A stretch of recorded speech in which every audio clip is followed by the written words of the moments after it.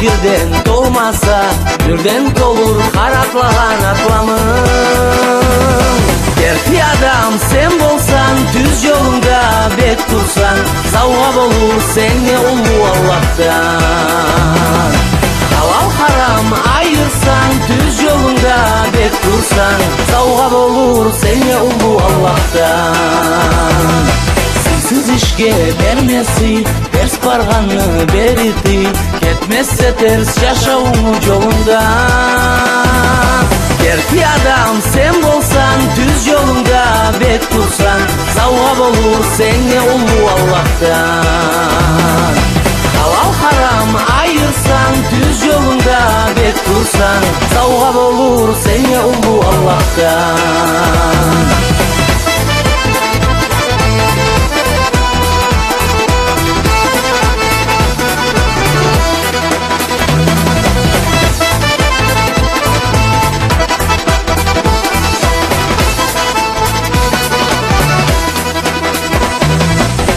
Dilini unutma, hak dinini soğutma, ülgüse sen ösüp gelgen tölüge.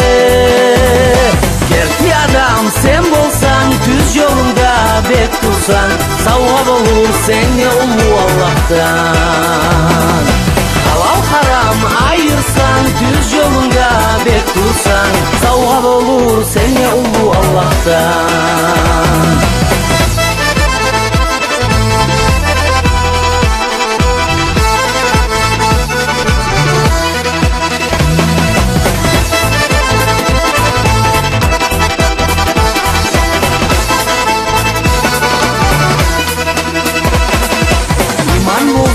Millette, düzlük olsun yürekte, dileyemem biz niye biz Allah'tan.